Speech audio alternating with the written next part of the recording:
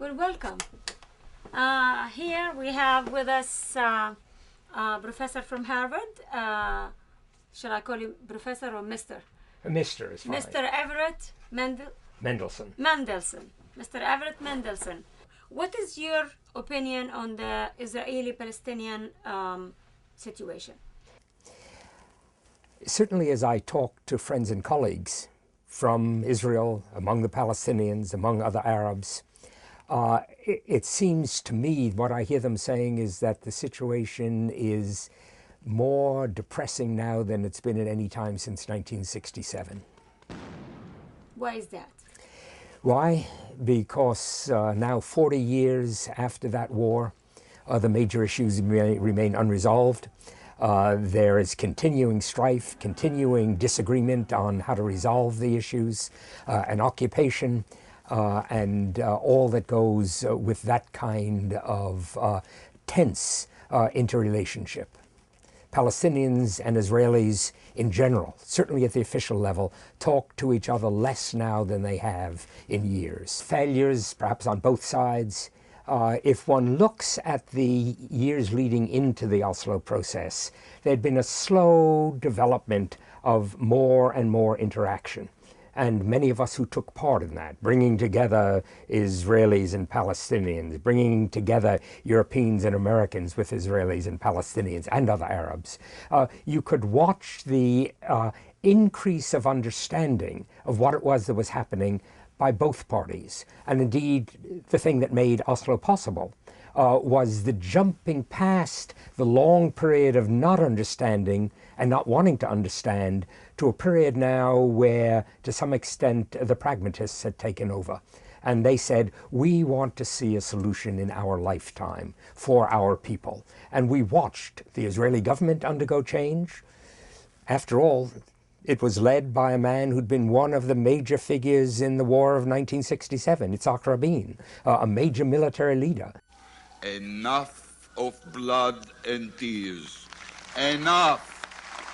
הרגעים המצמררים נחשפים באופן חד וברור. צעדיו האחרונים של יצחק רבין תועדו במצלמתו של רוני קמפלר, וכעת, הודות לטכנולוגיה חדישה, אפשר לראשונה לראות מה בדיוק אירע שם בכיכר.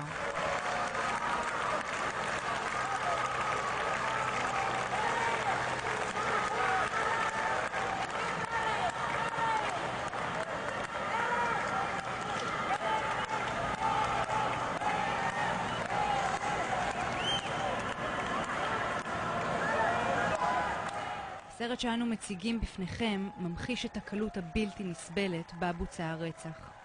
יגאל עמיר, המסומן כאן בעיגול אדום, ממתין לשעת כושר. רק כשראש הממשלה יורד מן הבמה, הוא קם, שולח את ידו אל האקדח, ומטווח אפס, שולף ויורה.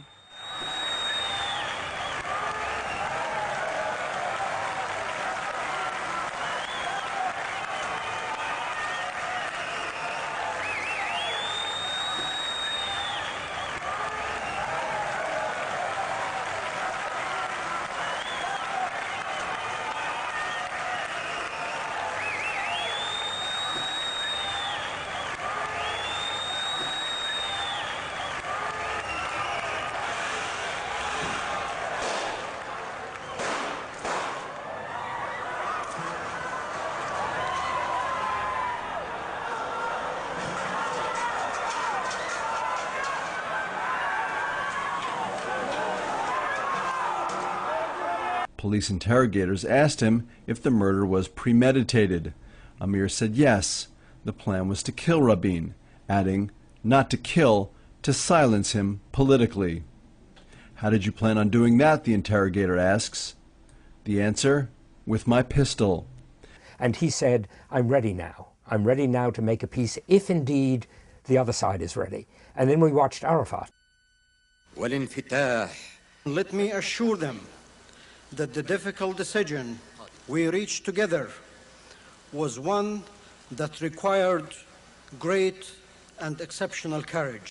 Who had been in this position of developing Arab nationalism not Arab religious views, not Arab religious commitments, but Arab nationalism among the Palestinians. And in a sense, bringing out a Palestinian nationalism which said, our major aim now is to achieve a Palestinian homeland. Just as the Jews had achieved a homeland in Israel, we want to achieve a homeland alongside them. And that was the big change. The willingness, starting with the Oslo years, the willingness to share the land rather than one feeling they had to fully dominate it.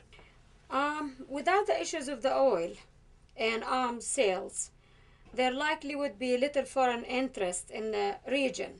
Would removing oil and arms sales from the question make peace be more attainable?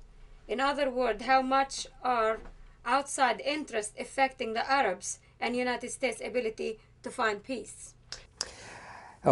Oil is certainly an important issue. Arms sales is another issue, not quite of the same scale or depth of importance as oil. But one thing you've got to remember is that the initial American interest in the Middle East was, yes, oil, but even more importantly, a barrier against the Soviet Union. And if you look at the alliances that America made in the years after the Second World War, when it was building up an anti-Soviet bloc, and in a sense building the equivalent of a wall across the Middle East, keeping the Soviets on one side and us on the other, arming one side against the other. This is where the current divisions in the Middle East began. And some of those have just been carried forward, despite the fact that the Soviet Union is long since gone, that the Soviet Union no longer existing leaves Russia and a number of other states in the region, now independent, who pose no threat to the United States in the area and no particular threat to Israel in the area. The dynamics have changed, and on the ground now, the United States has not quite been able to understand that change. The image we had when we decided to invade Iraq in the spring of 2003 was an image not unlike that Cold War image. If we can get the territory and hold it, we'll have achieved something, as well as getting rid of a dictator who none of us liked. But what it meant was a territorial image of how security is achieved, rather than a political image of how security is achieved. And you see where it's gotten us, in a war that at this point doesn't look as though it has a comfortable end for anyone, neither Iraqis or Americans.